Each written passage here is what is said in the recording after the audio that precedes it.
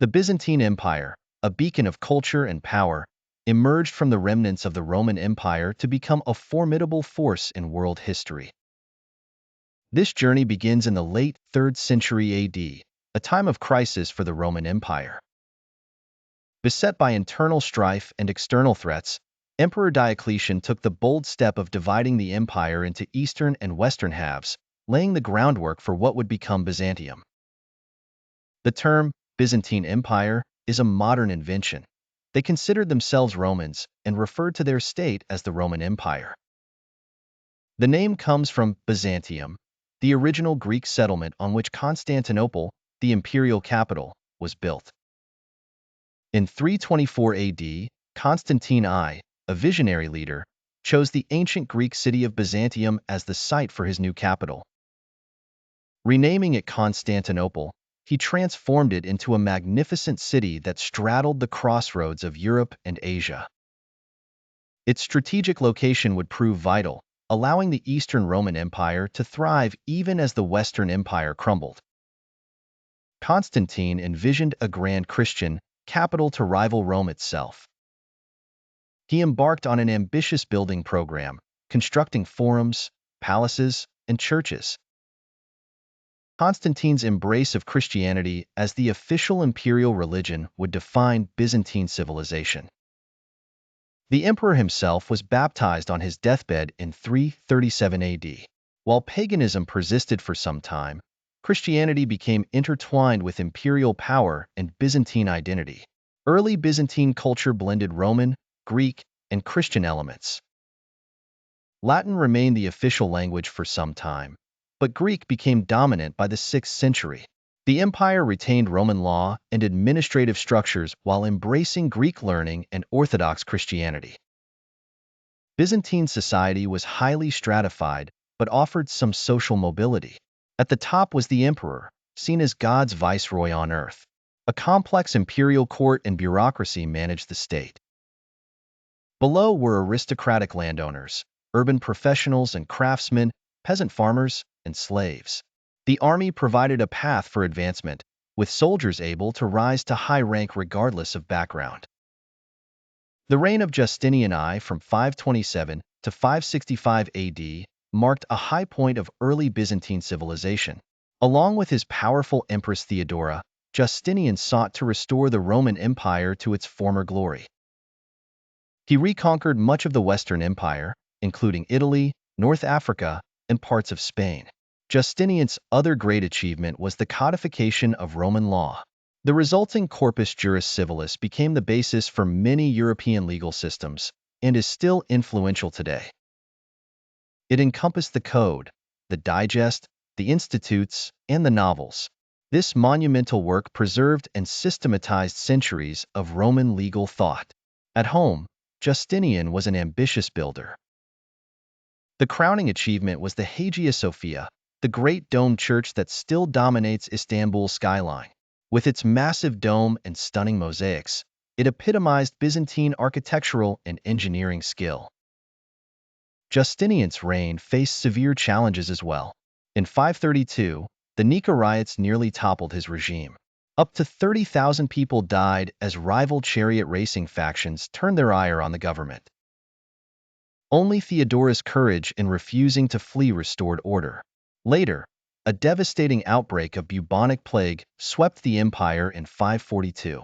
The Plague of Justinian, as it became known, may have killed up to a quarter of the eastern Mediterranean's population. This demographic catastrophe undermined Justinian's ambitious programs and weakened the empire for decades to come. The Age of Justinian, a period marked by remarkable achievements and profound challenges. The reign of Justinian I, from 527 to 565 AD, is often seen as a golden age of Byzantine civilization. Yet, it was also a time of great turmoil and transformation. Justinian's ambition knew no bounds. He sought to restore the Roman Empire to its former glory, both through military conquest and comprehensive legal reform. His reign began with a series of military campaigns aimed at reclaiming lost territories of the Western Roman Empire. Under the command of his brilliant general Belisarius, Justinian's forces achieved stunning victories. In 533 AD, Belisarius led a successful campaign against the Vandals in North Africa, capturing the Vandal capital of Carthage. This victory was followed by the conquest of the Ostrogothic kingdom in Italy. By 540 AD, Belisarius had captured Rome and Ravenna, effectively restoring much of Italy to imperial control. However, these conquests came at a great cost. The wars drained the empire's treasury and stretched its military resources thin. The reconquered territories were difficult to hold, and the Gothic War in Italy dragged on for years, devastating the Italian peninsula. While Belisarius campaigned in the west, Justinian faced significant challenges at home. In 532 AD, Constantinople was rocked by the Nika riots, one of the most violent uprisings in Byzantine history. The riots began as a dispute between rival chariot racing factions, the Blues and the Greens, but quickly escalated into a full-scale revolt against the emperor. For several days, the city was engulfed in chaos.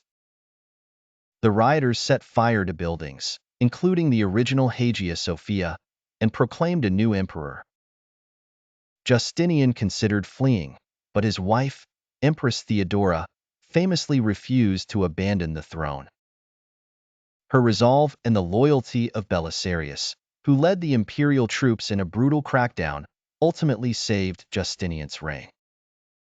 The suppression of the Nika riots resulted in the deaths of tens of thousands of people. With the city in ruins, Justinian embarked on an ambitious rebuilding program. The most enduring legacy of this effort was the construction of the Hagia Sophia, a masterpiece of Byzantine architecture. Completed in 537 AD, the Hagia Sophia was the largest cathedral in the world for nearly 1,000 years. Its massive dome, supported by innovative engineering techniques, seemed to float above the nave, creating an awe-inspiring space for worship. The Hagia Sophia was not just an architectural marvel. It was also a symbol of the divine authority of the emperor and the centrality of Orthodox Christianity to Byzantine identity. The church's interior was adorned with stunning mosaics depicting Christ, the Virgin Mary, and various saints, reflecting the empire's artistic and religious devotion. Beyond his military and architectural achievements, Justinian is perhaps best known for his legal reforms. He commissioned a comprehensive codification of Roman law, resulting in the Corpus Juris Civilis, or body of civil law. This monumental work, completed in 534 AD, consisted of 4 parts: the Codex Justinianus, the Digest, the Institutes, and the Novels. The Codex Justinianus compiled all existing imperial constitutions, while the Digest summarized the writings of Rome's greatest legal scholars. The Institutes served as a legal textbook for students, and the Novels contained new laws issued by Justinian. The Corpus Juris Civilis preserved and systematized centuries of Roman legal thought, becoming the foundation of legal systems in many European countries and influencing legal traditions worldwide. However, Justinian's reign was not without its challenges. In 542 AD, the empire was struck by the plague of Justinian, a devastating outbreak of bubonic plague. The disease, which likely originated in the east and spread via trade routes, ravaged Constantinople and other major cities. Contemporary accounts describe scenes of horror, with bodies piling up in the streets and entire households wiped out. The plague of Justinian had far-reaching consequences.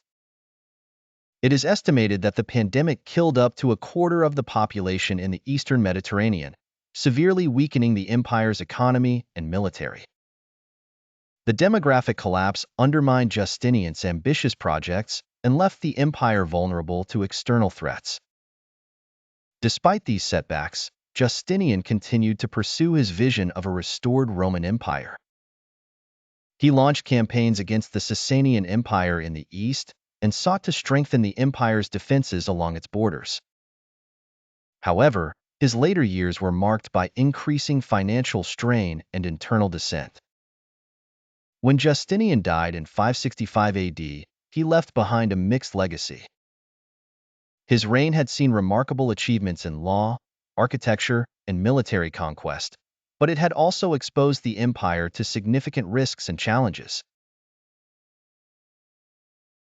The territories he had reconquered in the west were difficult to hold, and the empire's resources were stretched thin. In the years following Justinian's death, the Byzantine Empire faced a series of crises. The Lombards invaded Italy, seizing much of the territory that Justinian had reclaimed. The Sasanian Empire launched renewed attacks in the east, and the Balkans were threatened by Slavic and Avar incursions. The period often referred to as the Byzantine Dark Ages, the era spanning roughly from the late 6th to the early 9th centuries, was a time of profound challenges and transformations for the empire. In the wake of Justinian's ambitious reign, the Byzantine Empire faced a series of crises that threatened its very existence. The vast territories reconquered in the west proved difficult to hold, and new threats emerged on multiple fronts. One of the most significant challenges came from the rise of Islam in the 7th century. The Arab conquests, beginning in the 630s, swept across the Middle East with astonishing speed. By 642, the Byzantines had lost Egypt, Syria, and Palestine, some of their richest and most important provinces. The loss of these territories was a severe blow to the empire's economy and prestige. The Arab advance continued westward across North Africa, reaching the Atlantic by the end of the 7th century. In 711, Muslim forces crossed into Spain, effectively ending Byzantine influence in the western Mediterranean. The empire also faced repeated Arab sieges of Constantinople itself, with particularly dangerous attacks in 674 to 678 and 717 to 718. While the capital held out against these sieges, thanks in part to the defensive use of Greek fire, a mysterious incendiary weapon, much of Asia Minor was repeatedly ravaged by Arab raids. The constant state of warfare placed enormous strain on the empire's resources and population. In response to these existential threats, the Byzantine state underwent a profound militarization. The most significant manifestation of this was the development of the theme system. Themes were administrative divisions of the empire that combined civil and military authority under a single governor or strategos. Each theme was responsible for maintaining a local army, with soldiers granted land in exchange for hereditary military service. This system allowed the empire to field a large, cost-effective defensive force. It also led to the increasing prominence of military leaders in Byzantine politics and society. The theme system represented a significant departure from the centralized bureaucracy of the earlier Roman Empire. It reflected the new realities of a state under constant threat, where local defense was paramount. Over time, the themes became the backbone of Byzantine administration and military organization. Another major development of this period was the controversy over iconoclasm. In 726, Emperor Leo III issued an edict ordering the destruction of religious images or icons. This policy, known as iconoclasm, was motivated by a combination of religious, political, and possibly economic factors. Iconoclasts argued that the veneration of images was a form of idolatry, forbidden by the Second Commandment. They also hoped that by purifying the faith, they might win divine favor in the struggle against the Muslim armies. The policy was fiercely resisted by many monks, clergy, and lay people who saw icons as an important part of Orthodox worship and tradition. The iconoclast controversy raged for over a century, dividing Byzantine society and weakening the empire's position. It also strained relations with the papacy and the West, contributing to the growing cultural and religious divide between Eastern and Western Christendom. Despite these challenges, the Byzantine Empire demonstrated remarkable resilience. Under the Isaurian dynasty, founded by Leo III, the empire stabilized its frontiers and implemented important administrative reforms. The codification of laws known as the Ecloga, issued in 726, simplified and updated Justinian's legal code for a more militarized society. The empire also maintained its role as a center of learning and culture, even during these difficult times. The University of Constantinople, founded in 425, continued to operate, preserving and transmitting classical knowledge. Byzantine scholars produced important works in fields such as history, theology, and law. One of the most significant cultural developments of this period was the evolution of Greek as the empire's official language. While Latin had persisted as the language of law and administration well into the 6th century, by the 7th century, Greek had become dominant in all spheres of Byzantine life. This linguistic shift reflected the empire's increasing orientation towards its Greek-speaking heartlands in the East. The Byzantine Dark Ages also saw important developments in the empire's relations with the West. As the Byzantines lost control of Italy to the Lombards, the papacy increasingly looked to the Frankish kingdom for protection. This culminated in the coronation of Charlemagne as Holy Roman Emperor in 800, a direct challenge to Byzantine claims of universal authority. Despite the tensions this created, cultural and diplomatic ties between Byzantium and the West persisted. The empire continued to exert significant cultural influence, particularly in areas such as art, architecture, and religious practice. As we approach the end of the 8th century, we see signs of a Byzantine revival. The empire had weathered the storm of the Arab conquests, adapted its institutions, and begun to regain some of its lost territories. The stage was set for the cultural and military resurgence that would characterize the Macedonian dynasty in the 9th and 10th centuries. The Byzantine Dark Ages, while a period of great challenge and loss, also demonstrated the remarkable adaptability and resilience of Byzantine civilization. The empire emerged from this era transformed, more Greek, more militarized, and more focused on its core territories in Asia Minor and the Balkans. Yet it remained the heir to the Roman imperial tradition and a major power in the medieval world. The period of revival and expansion for the Byzantine Empire, often referred to as the Macedonian Renaissance. This era, spanning the 9th to the 11th centuries, saw the empire reach new heights of cultural and military achievement. The Macedonian dynasty, founded by Basil I in 867 AD, presided over a period of relative stability and prosperity. Basil I, originally of humble origins, rose to power through a combination of military skill and political acumen. His reign marked the beginning of a golden age for Byzantium. One of the first significant achievements of the Macedonian dynasty was the resolution of the iconoclast controversy. In 843 AD, Empress Theodora, acting as regent for her young son Michael III, restored the veneration of icons, ending over a century of religious conflict. This event, known as the Triumph of Orthodoxy, is still celebrated in the Eastern Orthodox Church today. With religious unity restored, the empire turned its attention to military and territorial expansion. Under Basil I and his successors, the Byzantines launched a series of successful campaigns against their neighbors. The empire regained control of parts of Italy, the Balkans, and the eastern frontier. One of the most notable military leaders of this period was Emperor Nikephoros II Phocas, who reigned from 963 to 969 AD. Nikephoros was a brilliant general who led successful campaigns against the Arabs, recapturing the island of Crete and much of Syria. His victories significantly strengthened Byzantine control over the eastern Mediterranean. Nikephoros' successor, John I Tzimiskes, continued these campaigns, pushing the empire's borders even further east. By the end of the 10th century, the Byzantines had regained much of the territory lost during the Arab conquests, reasserting their dominance in the region. The military successes of the Macedonian dynasty were accompanied by a flourishing of culture and learning.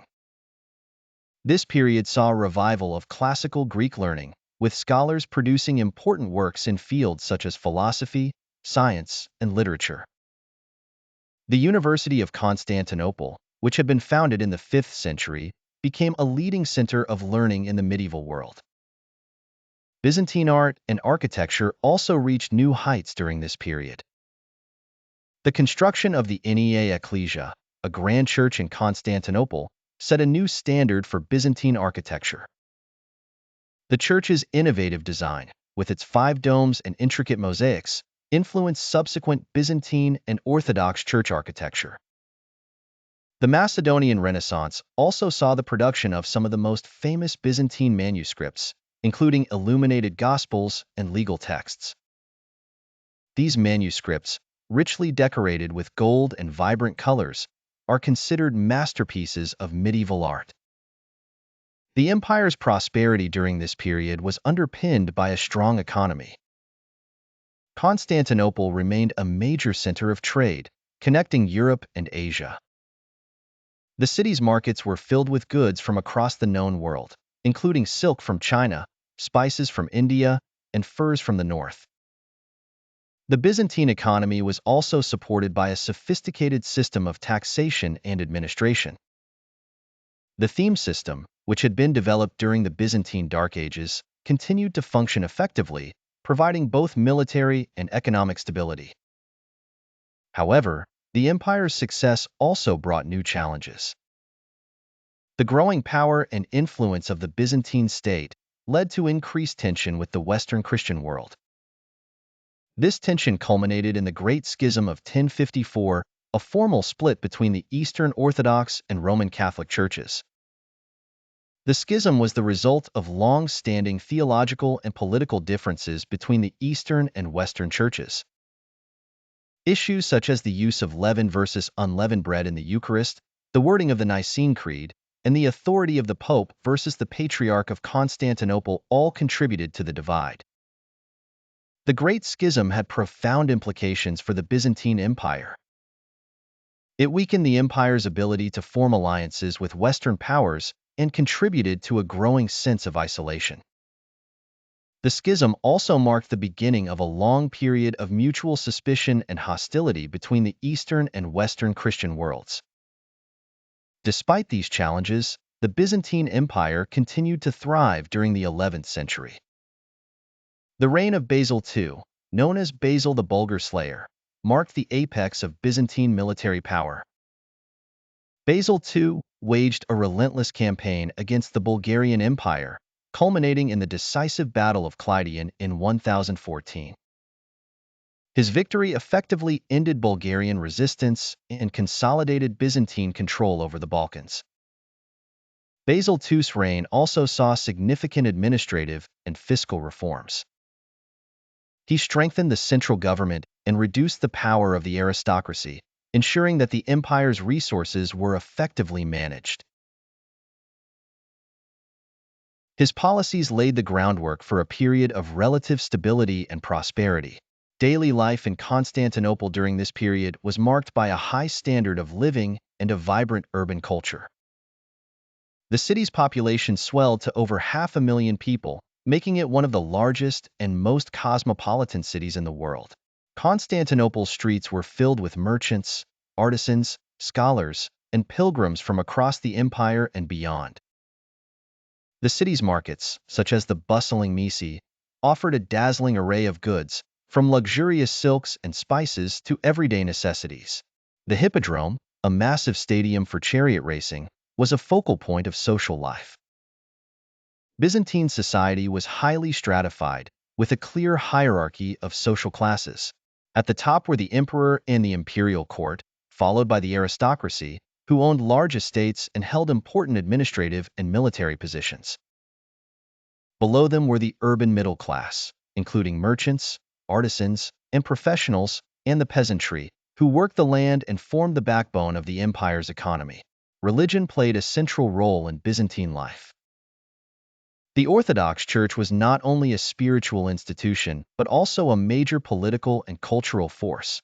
Monasteries dotted the landscape, serving as centers of learning, charity, and artistic production. The liturgy, with its elaborate rituals and beautiful chant, was a key part of daily life for many Byzantines. We see the Byzantine Empire at the height of its power and cultural achievement. The Macedonian Renaissance brought a renewed sense of confidence and vitality to the empire as it reasserted its dominance in the Mediterranean world. However, the seeds of future challenges were already being sown. Tensions with the West and internal divisions began to surface. Despite the glories of the Macedonian Renaissance, the 11th century marked the beginning of a long period of decline that would ultimately lead to the fall of Constantinople in 1453. The death of Basil II in 1025 left the empire without a strong leader.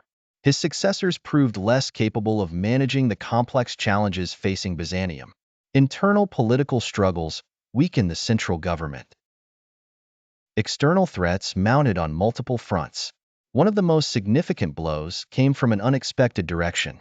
In 1071, at the Battle of Manzikert, the Byzantine army suffered a crushing defeat at the hands of the Seljuk Turks. Emperor Romanos IV Diogenes was captured, and although he was later released, the political fallout from this disaster was immense. The defeat at Manzikert opened the way for Turkish expansion into Anatolia, the heartland of the Byzantine Empire. Over the following decades, much of Asia Minor fell to the Turks, depriving the empire of its main recruiting ground for soldiers and a significant source of tax revenue. As the empire struggled to defend its eastern frontier, new challenges arose in the west. The Norman conquest of Byzantine territories in southern Italy in the 1070s further weakened the empire's position in the Mediterranean. These military setbacks were compounded by internal political instability. A series of weak emperors and court intrigues undermined the effectiveness of the imperial government. The theme system, which had provided military and administrative stability for centuries, began to break down. The empire's economic troubles also deepened during this period. The loss of territory reduced tax revenues, while the cost of defending the remaining provinces increased. To make matters worse, the empire's currency, the gold solidus or nomisma, which had been the standard of Mediterranean trade for centuries, began to be debased. It was in this context of weakness and vulnerability that the First Crusade was launched in 1095. Emperor Alexios I Komnenos had appealed to the West for help against the Turks, but the response he received was far beyond what he had anticipated. The arrival of the Crusaders presented both opportunities and challenges for the Byzantine Empire. On one hand, the Crusaders helped the Byzantines reclaim some lost territory, including the important city of Nicaea. On the other hand, the presence of large Western armies on Byzantine soil created tensions and misunderstandings. The Fourth Crusade, launched in 1202, would prove catastrophic for the Byzantine Empire. Originally intended to recapture Jerusalem, the crusade was diverted to Constantinople. In 1204, the Crusaders sacked the city, an event that shocked the medieval world. The sack of Constantinople was a turning point in Byzantine history. The city, which had never fallen to a foreign enemy in its 900-year history, was subjected to widespread destruction and looting. Many of its artistic and literary treasures were lost or carried off to the west. In the aftermath of the Fourth Crusade, the Byzantine Empire fragmented. A Latin empire was established in Constantinople, while Byzantine nobles set up rival states in Nicaea, Epirus, and Trebizond. The period of Latin rule, which lasted until 1261, further weakened Byzantine institutions and economy. In 1261, Michael VIII Palaeologus, the emperor of Nicaea, recaptured Constantinople and restored the Byzantine Empire. However, the empire that emerged from the Latin occupation was a shadow of its former self. Its territory was greatly reduced, its economy was in shambles, and its military was weak. The Palaeologan dynasty, which ruled from 1261 to 1453, presided over a period of partial recovery but also of continued decline. Despite the efforts of emperors like Andronicos II and John VI Cantacazinos, the empire was unable to regain its former power and influence. One bright spot during this period was a revival of Byzantine culture and learning. The Paleologan Renaissance saw a flourishing of art, literature, and philosophy. Scholars like Gemistos Plethin helped to preserve and transmit classical Greek learning, playing a crucial role in the later Italian Renaissance. However, the empire's political and military position continued to deteriorate. The rise of the Ottoman Turks in the 14th century posed an existential threat to the Byzantine state. Despite some initial successes, such as the victory at the Battle of Nicaea in 1331, the Byzantines were gradually pushed back. By the early 15th century, the Byzantine Empire had been reduced to little more than the city of Constantinople and a few scattered territories. The Ottomans, under the leadership of sultans like Murad II and Mehmed II, steadily tightened their grip on the remaining Byzantine lands. The final siege of Constantinople began on April 6, 1453. Despite a valiant defense led by the last Byzantine emperor, Constantine XI Palaeologus, the city fell to the Ottoman forces on May 29, 1453. This event marked the end of the Byzantine Empire and the final fall of the Roman Empire that had endured for nearly 1,500 years. The fall of Constantinople sent shockwaves through the Christian world. Many scholars and artists fled to the West, contributing to the Italian Renaissance. The Ottoman conquest also marked a significant shift in the balance of power in the Eastern Mediterranean and beyond. Throughout its millennium-long history, the Byzantine Empire was not just a political entity, but a vibrant civilization that produced remarkable achievements in art, literature, philosophy, and theology. At the heart of Byzantine culture was Orthodox Christianity. The Byzantine Empire saw itself as the guardian of true Christian faith, and religion permeated every aspect of life, from the grand ceremonies of the imperial court to the daily routines of ordinary citizens. The Orthodox Church, with its elaborate liturgy and rich symbolism, was central to Byzantine identity. The Hagia Sophia in Constantinople, with its massive dome and stunning mosaics, stood as the greatest architectural expression of Byzantine religious devotion. But even in the smallest village churches, the Byzantine liturgy connected worshippers to a transcendent realm through its music, incense, and icons. Icons, or religious images, played a crucial role in Byzantine spirituality. These were not mere decorations, but were seen as windows into the divine, helping worshippers to connect with the holy figures they depicted. The development of Byzantine iconography, with its distinctive style and symbolism, represents one of the empire's most significant cultural achievements. The controversy over icons, which we discussed earlier, reflects the profound theological debates that characterized Byzantine religious life. The Byzantines engaged in complex discussions about the nature of Christ, the Trinity, and the relationship between the divine and human realms. These debates produced a rich body of theological literature and helped to shape Orthodox doctrine. Monasticism was another key feature of Byzantine religious life. Monasteries dotted the landscape of the empire, from the desert caves of Egypt to the mountain retreats of Greece and Asia Minor. These institutions served not only as centers of prayer and contemplation, but also as important economic and cultural hubs. Monasteries preserved ancient texts, produced works of art, and often served as schools and hospitals. The most famous Byzantine monastic community was Mount Athos in Greece, which remains an important center of Orthodox monasticism to this day. The spiritual practices developed by Byzantine monks, including hesychasm, a form of contemplative prayer, continue to influence Orthodox spirituality. Beyond the realm of religion, Byzantine culture encompassed a wide range of artistic and intellectual pursuits.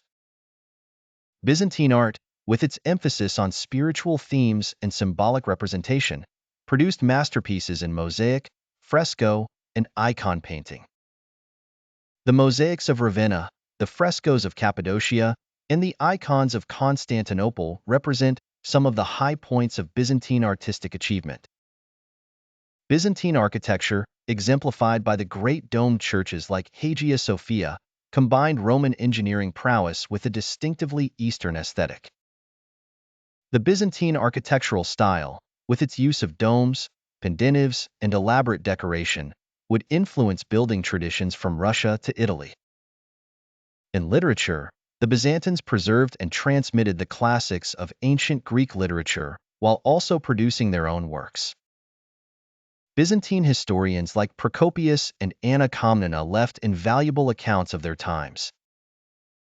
Poets like Romanos the Melodist composed hymns that are still sung in Orthodox churches today. The Byzantine epic poem Diogenes Acritas, which tells the story of a legendary frontier hero, blends Greek and Oriental elements in a uniquely Byzantine creation. Philosophy and science also flourished in the Byzantine world.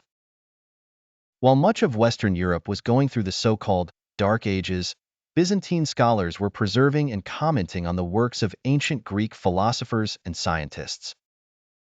The philosopher Michael Psellos, the mathematician and astronomer John Philoponus, and the physician Paul of Aegina made important contributions to their fields. The Byzantine educational system, centered on the study of classical Greek texts, helped to preserve ancient learning. The University of Constantinople, founded in the 5th century, was a major center of higher education throughout the Middle Ages.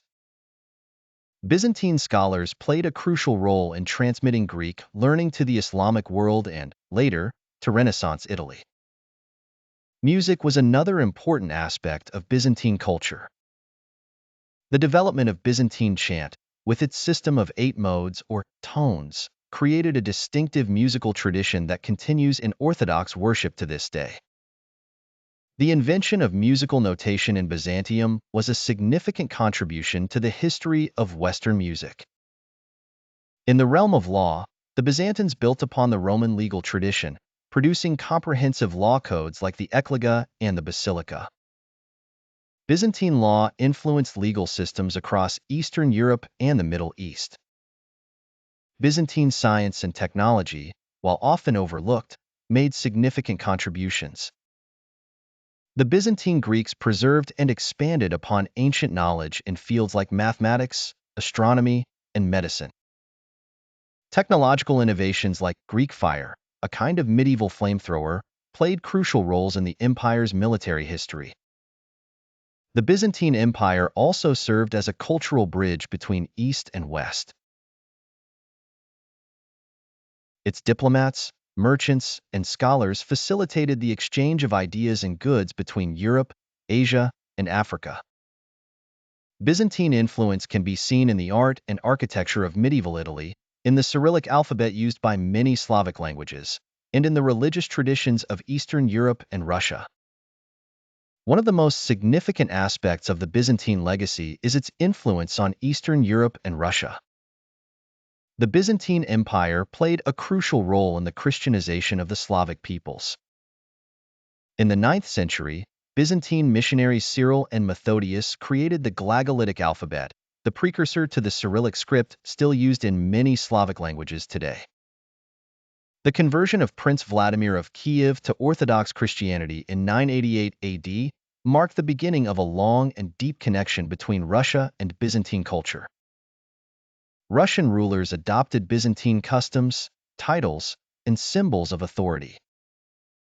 The concept of Moscow as the Third Rome, inheriting the mantle of Constantinople, shaped Russian political ideology for centuries. Byzantine art and architecture had a profound impact on the Orthodox world. The distinctive onion domes of Russian churches, for example, are a development of Byzantine architectural forms. Byzantine-style iconography and mosaics can be found in churches from Greece to Russia, Serbia to Ethiopia. The preservation of classical learning was another crucial aspect of the Byzantine legacy. As the Western Roman Empire fell to Germanic invaders, the Byzantines preserved and transmitted the works of ancient Greek philosophers, scientists, and writers. This preservation of classical knowledge played a vital role in the later Renaissance in Western Europe. When Constantinople fell to the Ottomans in 1453, many Byzantine scholars fled to Italy, bringing with them precious manuscripts and a deep knowledge of classical Greek. This influx of Byzantine learning contributed significantly to the Italian Renaissance, sparking renewed interest in classical studies and providing source text for humanist scholars. The Byzantine legal tradition also had a lasting impact.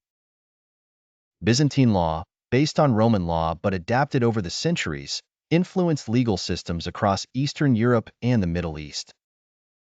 The Ekloga, a Byzantine legal code, was translated into Slavic languages and formed the basis of law in many Eastern European states. In the realm of diplomacy, the Byzantines left a lasting legacy. Their sophisticated system of international relations, involving a complex network of alliances, treaties, and cultural exchanges, provided a model for later European diplomacy. The title Byzantine has even entered the English language as a synonym for intricate, complex, or devious political maneuvering. The fall of Constantinople in 1453 sent shockwaves through Europe and is often considered a key event marking the end of the Middle Ages and the beginning of the Renaissance. The event spurred Western European powers to seek new trade routes to the east, contributing to the Age of Exploration. In the centuries following the empire's fall, the Byzantine legacy was often neglected or misunderstood in the West. Edward Gibbon's influential work, The Decline and Fall of the Roman Empire, published in the 18th century, portrayed Byzantium as a decadent and declining civilization, a view that persisted for many years. However, the 20th century saw a revival of interest in Byzantine studies. Scholars like Stephen Runciman, Dmitry Obolensky, and Cyril Mango helped to reshape our understanding of Byzantine history and culture. Their work revealed the complexity and sophistication of Byzantine civilization and its crucial role in shaping both Eastern and Western cultures. Archaeological discoveries have also contributed to our understanding of Byzantium. Excavations in Constantinople, modern Istanbul, have uncovered remarkable artifacts and structures, shedding new light on Byzantine urban life. The discovery of shipwrecks in the Mediterranean has provided insights into Byzantine trade and naval technology. In recent years, digital technologies have opened up new avenues for Byzantine studies. Projects like the Byzantine Digital Humanities Initiative are using advanced imaging and data analysis techniques to study Byzantine manuscripts, artworks, and archaeological sites. These efforts are revealing new insights into Byzantine culture and history. The Byzantine Empire has also captured the popular imagination. Films, novels, and video games have brought Byzantine history to life for new audiences. While these portrayals are not always historically accurate, they have helped to spark interest in this fascinating civilization. Today, the legacy of Byzantium can be seen in many aspects of our world. The Orthodox Church, with its distinctive liturgy and spirituality, continues to be a major force in Eastern Europe and beyond. Byzantine art and architecture continue to inspire artists and designers. The legal and political concepts developed in Byzantium still influence governance and international relations. The story of Byzantium is a testament to the resilience of human civilization, the power of cultural synthesis, and the enduring influence of ideas and institutions.